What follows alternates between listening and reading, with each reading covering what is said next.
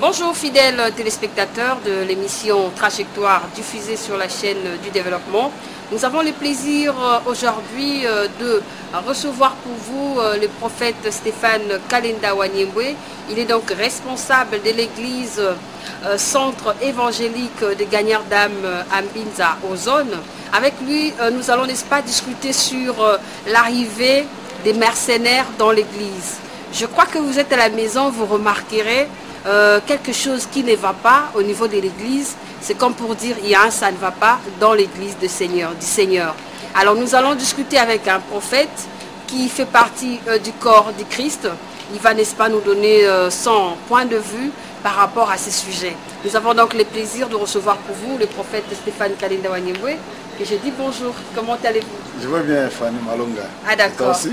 Très bien aussi. Merci. Alors je vous signale que nous sommes à l'extérieur. Voilà, de la RTNC de développement. Nous sommes à Kinshasa, la ville-province de la République démocratique du Congo. Déjà, parlez-nous un peu de la santé de votre église, l'église du Seigneur, où vous êtes responsable. Oui, bon, l'église se porte en merveille par la grâce de Dieu et nous sommes en train de faire notre part et c'est à Dieu de faire aussi sa part. Donc nous sommes en train de travailler dans le champ de Dieu. Et pendant ce temps, nous sommes dans un grand marathon de prière de 90 jours qui a déjà, aujourd'hui, nous totalisons déjà 59 jours.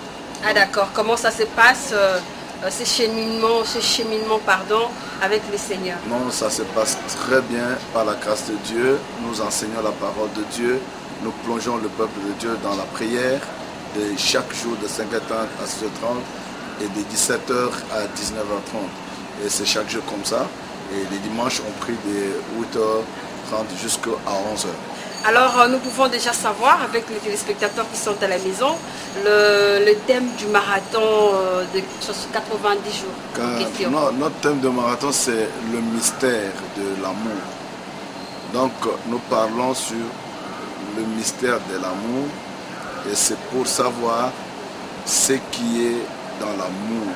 Après avoir aimé, qu'est-ce que l'on peut avoir? Parce que l'amour, c'est un devoir que nous avons de la part de Dieu. Et c'est Dieu lui-même, la Bible, qu'il est amour. Et étant amour, il habite en nous. Et nous devons être le modèle, nous devons être l'exemplaire, comme notre Seigneur Jésus, comme étant amour. Mais lorsque quelqu'un aime, il doit savoir qu'il y a certaines récompenses qui viennent de la part de Dieu à partir de son amour. Donc, j'ai toujours dit, l'amour c'est comme une enveloppe dans laquelle il y a le contenu, qui a le message. Et ce message qui est très important pour nous. C'est pour ça que nous parlons sur le mystère de l'amour. Et pour que quelqu'un puisse avoir la véritable délivrance, il faut qu'il puisse avoir l'amour. Parce que l'amour vient de Dieu et l'amour est de Dieu. Et parce que Dieu lui-même est amour. Et Christ a dit que parmi tous les commandements, le commandement le plus important, c'est l'amour. Voilà pourquoi nous parlons de l'amour tout au long de notre marathon de 90 jours. Très bien, merci. Alors, nous n'avons pas fait une erreur de vous avoir sur ce plateau pour discuter, n'est-ce pas, du problème concernant l'arrivée des mercenaires dans l'église du Seigneur. D'abord, qu'est-ce que vous remarquez en tant qu'homme de Dieu en termes de mercenaires? C'est quoi les mercenaires d'abord? Quand on parle de mercenaires, même Jésus-Christ a fait allusion. Mais je voudrais d'abord expliquer quelque chose. Quand on voit d'abord le mot mercenaires, ce sont des gens, les infiltrés, donc au milieu d'un peuple qui viennent soit pour prendre des informations, soit pour faire quelque chose, donc soit tuer les gens, ou soit monter un coup quelconque. Et maintenant, quand nous parlons de mercenaires au sein de l'église, là nous voyons les agents du diable, que le diable a amené, il a infiltré dans l'église, au milieu du peuple de Dieu. Tous ceux qui sont venus à l'église, ils ne sont pas venus uniquement pour servir Dieu ou soit pour avoir la vie éternelle. Mais il y a des gens que le diable a placés, a infiltrés au milieu des enfants de Dieu. C'est pourquoi la Bible les traite comme étant donc des lions, mais qui ont porté la peau des brebis. Alors ces gens-là, quand ils viennent, vous le remarquerez que quand ils viennent avec toute douceur. Ils viennent avec la connaissance de la parole. C'est pas l'agressivité? Non. Quand ils viennent, vous n'allez même pas remarquer que c'est un mercenaire qui est venu. Parce que le mercenaire a toujours utilisé certains styles. Et ces styles-là, quand vous allez le voir faire, vous n'allez pas comprendre que c'est un mercenaire. Mais il vient, il est calme, il a la connaissance de la parole de Dieu et il veut se comporter comme tout humain. Mais quand vous allez le remarquer très bien, ils utilisent certains styles. Alors, soit de l'escroquerie, soit d'un comportement bizarre au sein de l'église. Christ lui-même a dit, ce n'est pas tous ceux-là qui m'appellent Seigneur, Seigneur, qui entreront dans les royaumes de mon Père. Ça veut dire qu'il fait allusion à ces mercenaires-là. Les mercenaires, je les considère comme étant les évangélistes du diable. Parce que le diable a aussi ses évangélistes. Le diable a aussi... Mais ils ont la Bible avec eux. Ils parlent écoute, du Christ à tout moment. Tout celui qui vient avec la Bible n'est pas appelé enfant de Dieu. Alors comment allons-nous savoir? C'est la Bible dit que vous allez reconnaître un arbre par ses fruits. Donc un oranger ne peut pas produire la mandarine. Donc un mandarinier ne peut pas produire l'avocat. Vous voyez? Donc cela veut dire que quand quelqu'un il est venu dans le Seigneur, vous allez le remarquer que celui-ci c'est un enfant de Dieu, celui-ci n'est pas un enfant de Dieu. Celui-ci est venu pour servir Dieu et celui-ci n'est pas venu pour servir Dieu. Alors prophète, un instant, est-ce que dans les chefs des fils, des filles de Dieu, est-ce que l'on peut facilement remarquer l'esprit de discernement pour comprendre les personnes qui parlent de la part du Seigneur? Vous savez que c'est facile, c'est ça le don. Il y a le don de discernement des esprits. Quand quelqu'un vient, si toi tu es rempli du Saint-Esprit, c'est facile que tu puisses discerner, déceler que celui qui est devant moi, c'est un enfant de Dieu ou ce n'est pas un enfant de Dieu. C'est un mercenaire ou ce n'est pas un mercenaire. C'est pour cela que nous avons le Saint-Esprit. C'est le Saint-Esprit qui nous montre, qui démontre que voilà, celui qui est en face de toi n'est pas un enfant de Dieu. Et c'est très facile de découvrir, de savoir des gens qui viennent avec les objectifs de la destruction. Parce qu'un mercenaire, son travail c'est de détruire. Vous savez que vous connaissez l'affaire des kamikazes. Il peut venir au milieu de gens et quand il vient, vous n'allez pas découvrir qu'il a des histoires sur lui pour exploser. Mais il arrive, il se comporte comme tout le monde. À un certain moment, il va exploser, il va créer des dégâts. Et c'est comme ça avec les gens, ces gens-là dans l'église. Quand ils viennent, vous allez le voir qu'il est calme, il prêche la parole de Dieu. Et même parmi les soi-disant aujourd'hui pasteurs, serviteurs de Dieu, ministres, prophètes, bishop, archibishop, vous allez trouver que ce sont des gens qui sont plongés dans des histoires et ils viennent, ils parlent comme s'ils parlaient de la part de Dieu, mais ils ne sont pas mandatés par le Seigneur. Et vous remarquerez que ces gens-là, il y a des signes sur eux. Vous allez constater que ces gens-là, ils n'ont pas un bon comportement. Je vais te dire une chose. Vous allez trouver qu'ils sont, dans l'ivrognerie. Vous les trouverez dans des divorces. Vous les trouverez dans des femmes. Vous les trouverez dans l'escroquerie. Vous les trouverez donc dans l'amour et l'excès de l'amour, de l'argent. Donc vous trouverez qu'ils sont en train de faire les choses qui ne plaisent pas le Seigneur. Mais avec la Bible, et ils sont en train de convaincre même les enfants de Dieu avec les Saintes Écritures. Donc c'est pour cela que l'Église doit être réveillée pour savoir que je suis devant qui. Ce n'est pas parce que vous allez trouver un pasteur qui a la foule, qui a beaucoup de gens, et vous allez dire que non, il a Dieu. Non, ce n'est pas ça. Mais c'est quand vous regardez sa façon de marcher. Moi, quand je suis arrivé à Kinshasa, je suis étonné de voir que les chrétiens disent, bon, même si les pasteurs tombent, le pasteur fait ceci, ou cela. Je ne dis pas que les pasteurs ne peuvent pas pécher, les pasteurs ne peuvent pas tomber, ça arrive. C'est un humain, il peut le faire. Il peut le faire et Dieu peut le récupérer. Mais il faut savoir sanctionner. Et non pas dire que non, moi je suis en train de suivre ce qui est en lui et je ne suis pas ce qu'il est en train de faire. Mais l'homme donne que, voilà, merci parce que tu me complètes, l'homme donne que ce qu'il a.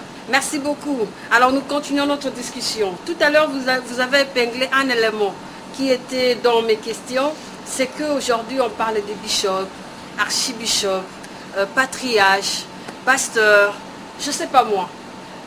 Il y a une école qui, n'est-ce pas, vous permet d'avancer. Il y a un niveau pour ça, je ne sais pas. Non, où avez-vous pris cette notoriété ou alors ces noms? Quand on parle de bishop, un bishop c'est qui? C'est en anglais. C'est un mot anglais. Un bishop ne veut dire qu'un ancien, un évêque. C'est ça, la Bible reconnaît, il y a des évêques. L'archibishop, c'est un archevêque. Un archevêque, cela veut dire qu'il est en train de chapeauter des différents bishops. Donc, les bishops, c'est celui qui chapeaute les différents pasteurs, différents ministères. Donc, ça, c'est selon la doctrine des presbytériens. Vous voyez?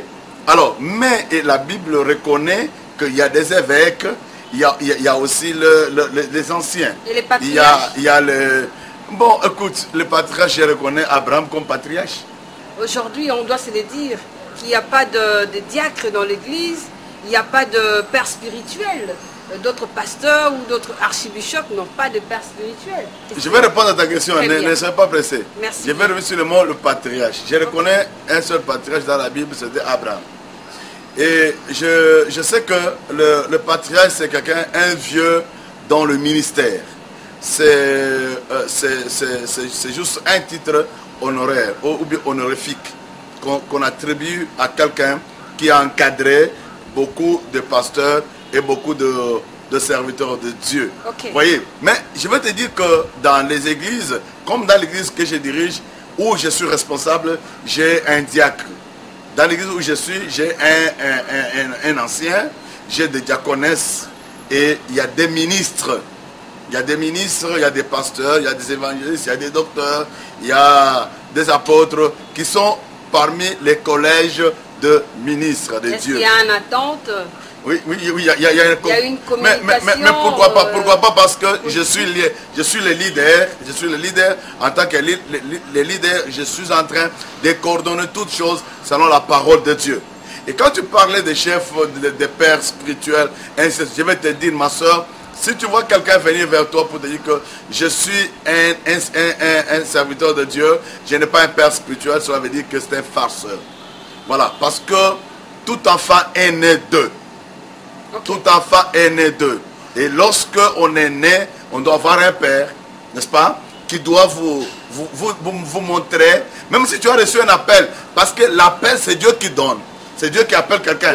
Mais nous avons des parents spirituels. Okay. Comme moi personnellement, j'ai mon père spirituel. C'est lui qui m'a vu naître dans le ministère. Il s'appelle l'apôtre Kabombo Bansendega. Il est à Mouenedi, tout dans la province du Kasaï oriental. C'est là où il est maintenant. Voilà, très bien, merci. Je vais donc enrichir cette question en disant ceci. Actuellement, lorsqu'on parle des mercenaires, l'arrivée des mercenaires dans l'église, l'on remarque que les pasteurs n'ont pas de, comme je disais tantôt, des pères spirituels. Cela veut dire des pères spirituels n'ont pas beaucoup de fidèles dans l'église. Et que le fils qui doit avoir l'appui du père spirituel s'est dit, moi j'ai la masse. Qu'est-ce que je vais aller faire chez le père spirituel au moment où moi j'ai la masse? Lui, il n'a que 20 personnes. Écoute, je vais te donner juste un exemple qui est vraiment naturel. Je peux avoir mis au monde 2 enfants, 3 enfants. Mais mon fils va mettre au monde 8 enfants, 10 enfants. Est-ce que d'autant plus que mon fils a 10 enfants, il devient plus grand que moi? Non, pas question. Donc, un père spirituel, il peut avoir même 2 personnes dans l'église, 3 personnes dans l'église, parce que l'église, c'est là où 2 ou 3 se réunissent. L'église, ce n'est pas la masse. Ça, il faut comprendre ça. Alors, c'est là, l'église se forme les disciples. Toi, tu peux avoir la foule de 1000 personnes, mais il n'y a que 2 disciples. Mais quelqu'un peut avoir 50 disciples, mais il n'a pas une foule. Donc, il te dépasse. Parce que le travail que nous faisons, nous donnons, un jour, on va donner le rapport à Dieu. C'est comme Christ lui-même a dit, Père, voici tout ce que tu m'as donné, sauf le fils de la perdition. N'est-ce pas? Alors, un fils dans la foi, il doit reconnaître son père.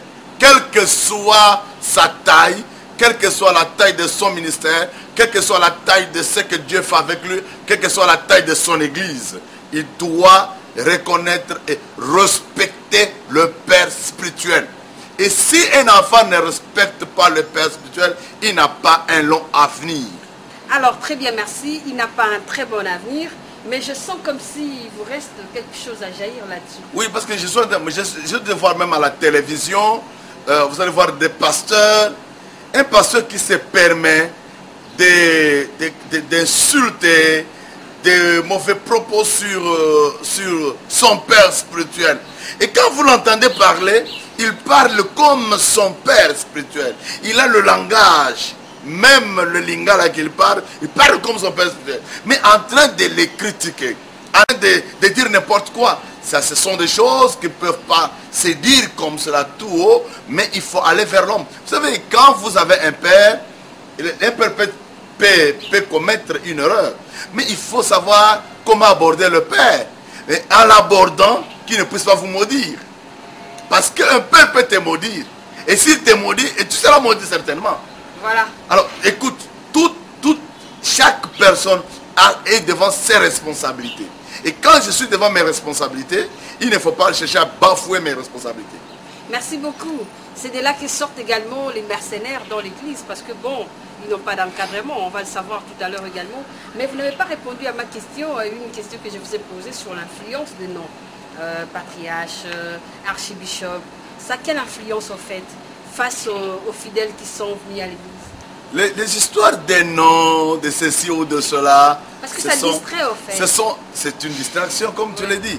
J'ai vu quelqu'un, il y a un ami qui me pose la question, mais depuis que j'étais connu prophète, tu n'as jamais changé. Et je vais changer pourquoi? Parce que Dieu m'appelait prophète.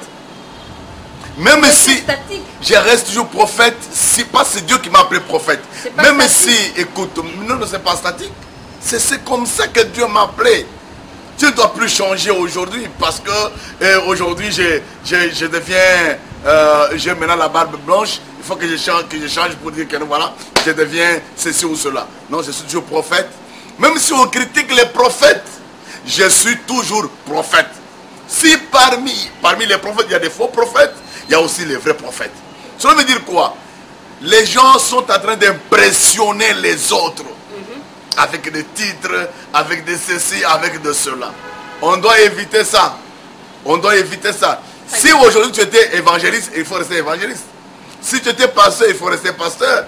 J'ai vu quelqu'un qui était d'abord évangéliste, après il est devenu apôtre, après il est devenu prophète, après il est devenu donc docteur. Lui-même là, quand il dit que non, ça c'est le vague de prophète, il devient prophète. C'est vague de docteur, il devient docteur. C'est vague des évangélistes, il devient évangéliste.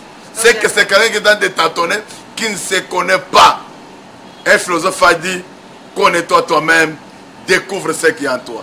C'est ce que la parole de Dieu même nous dit.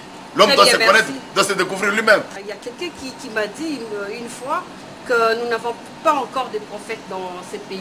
Dieu ne nous a pas encore envoyé le prophète. Un prophète dans ces pays, à part Simo Kimbaou qui est déjà parti. Les autres sont en fait, ils ont une parole de connaissance. D'autres sont de voyants. Des ex-voyants aujourd'hui prophètes. Qu'est-ce que vous en dites? Vous êtes prophète. Mais quand on parle d'un prophète, les prophètes c'est qui? Si Simon Kimbangu était un prophète, c'est qu'il il était un voyant. Un prophète c'est un voyant. Les voyants qui tenaient la main comme ça? Non, un prophète, les voyants ce ne sont pas qui tiennent la main. Ça ce sont les charlatans. Mais un prophète c'est un voyant. Un voyant c'est quelqu'un qui voit. C'est quelqu'un qui a la vision. Il voit de loin les choses. Un aigle. C'est un aigle, comme vous le dites. Okay. Donc c'est quelqu'un qui parle avec Dieu. Dieu lui montre les choses. Et si quelqu'un dit qu'il n'y a que Simon qui manque, je ne peux pas me mettre en discussion avec des gens pareils. Et Dieu, il n'a pas cessé d'envoyer des prophètes dans ce monde-ci. Donc après la mort de Simon Kimbangu, il n'y a rien. Parce qu'après la mort de Simon Kimbangu, il y a ses fils qui ont pris le relève. Donc ils ne sont pas considérés. Je veux dire ceci. Dieu, il s'est réservé des gens. Ok, d'accord. Dieu a des réserves. Lorsque tel passe, il y a les autres qui vont venir. Et même en Israël, il n'y avait pas un seul prophète. Il y en avait beaucoup. Chacun vient, il travaille à sa période, il part. Il ne faut pas dire, il ne faut pas dramatiser les choses. Donc dans ce monde où nous sommes, nous avons des prophètes. Moi qui vous parle, je suis un prophète de Dieu. J'ai fait preuve de mon ministère en tant qu'un prophète de Dieu. Merci beaucoup. J'ai été appelé par Dieu. Écoute, à l'âge de 7 ans, que Dieu s'est révélé à moi. Alors nous continuons notre émission. Très chers téléspectateurs, je vous rappelle que je reçois pour vous le prophète Stéphane Kalinda Wanyembwe. Il est donc responsable de l'église Centre évangélique des gagnants d'âmes. C'est en République démocratique du Congo, précisément à Kinshasa, ici à Lausanne, à Mbinza. Alors je continue avec vous, prophète. Nous parlons donc de l'arrivée de mercenaires dans l'église du Seigneur. Parlons maintenant de la prédication. Actuellement, les fidèles ne peuvent même pas avoir la Bible avec eux. On leur prêche de la prospérité, vous allez voyager, vous allez prendre 100 000 $, et au Kobota, et au Kobala, tout ça là, qui ne sont pas appuyés même au verset biblique. Qu'est-ce qui se passe au fait? Dans l'église de Jésus-Christ aujourd'hui, il y a des tralala, il y a des brouhahs, il y a des choses qui ne reflètent pas la chrétienté à partir des enseignements qui se donnent dans l'église aujourd'hui. Il y a des gens qui viennent avec l'éducation morale à l'église. Mais l'église de Jésus-Christ a besoin de la parole de Dieu. La Bible dit, si vous demeurez dans ma parole, vous êtes vraiment mes disciples. Vous connaîtrez la vérité et la vérité vous rendra libre. Si vous demeurez dans ma parole. Quelle est cette parole-là? C'est la parole de la croix. Donc, prêchez aux hommes, aux chrétiens, de revenir vers Dieu. La Bible dit que vous vous êtes éloignés de moi. Revenez à moi et moi je reviendrai à vous. Comment l'on peut revenir à Dieu? C'est lorsque il a la parole de Dieu en lui. Il marche selon la parole.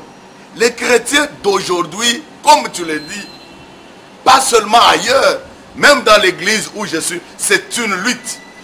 Ces dimanches, si j'ai parlé avec Jésus, qui a amené sa Bible aujourd'hui? Vous allez trouver que c'est la minorité qui a amené la Bible. Or, l'église, qu'un enfant de Dieu ne peut pas se dire enfant de Dieu sans qu'il ait la parole de Dieu. Non. Même la prière que nous sommes en train de faire aux gens aujourd'hui, une prière qui n'a pas de fondement, Il n'y a pas de verset la parole de biblique Dieu, c'est une prière que Dieu rejette en bloc.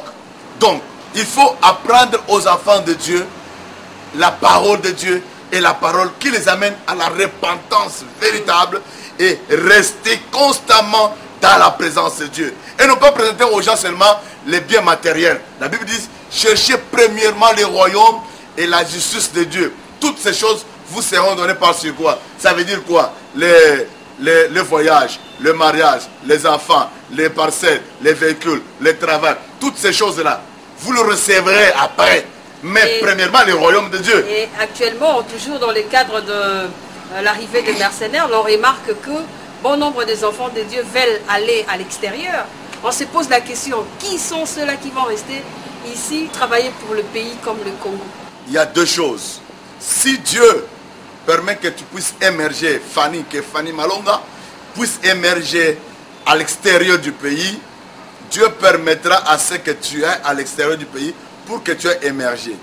Mais si Dieu permet à ce que, si Dieu sait que ici, à Kinshasa, que Fanny va émerger et que Fanny cherche à aller seulement en Europe, Fanny ira en Europe, elle ne va pas émerger, mais elle rentrera ici au Congo pour émerger. Le mercenaire a dit. Alors, je vais dire ceci. Notre vie ne peut pas être meilleure que quand on est à l'extérieur. Mais quand on est aussi ici à l'intérieur, ou au Congo, on peut émerger, on peut réaliser beaucoup de grandes choses. Merci beaucoup. Nous tentons lentement, sûrement vers la fin. Mais sinon, est-ce qu'il y a une différence entre Jésus et Jésus-Christ? Parlez-nous un peu. Avons-nous combien de Jésus? Merci. Quand on parle de Jésus, lorsque Marie était enceinte, quand l'ange est venu lui parler, l'ange lui a parlé d'un fils qu'elle va mettre au monde. Et ce fils, son nom, c'est Jésus. Et quand il est né, il était né comme Jésus. Mais lorsqu'il est allé au baptême, alors on a dit, voici, les ciels s'ouvrent, voici mon fils bien-aimé, écoutez-le.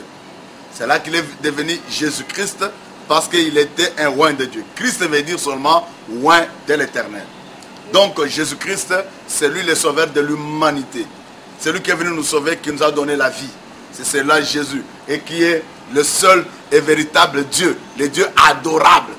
Merci beaucoup. C'est par ici que nous mettons un terme à notre émission Trajectoire avec vous. C'était un plaisir de vous recevoir, prophète Stéphane Kalinda Wanyingwe. À moi de te remercier, Fanny Malonga. Et que Dieu te bénisse, que tu émerges encore davantage. C'est gentil. Que Dieu soit avec toi, qu'il te bénisse dans ton travail, qu'il ajoute encore l'intelligence. Et je vois que tu vas aller loin. Amen. Je parle comme un prophète de Dieu. Merci beaucoup. Que Dieu te bénisse. Qu'il vous bénisse également. Alors, c'est par ici que nous mettons un terme à notre émission Trajectoire. C'était un plaisir de vous avoir nombreux devant vos postes de téléviseurs. Et je crois que la semaine prochaine, on va se retrouver avec un autre invité, bien sûr. Je remercie l'équipe de Trajectoire et on se revoit la semaine prochaine avec un autre invité. Au revoir. Portez-vous bien. Bye bye.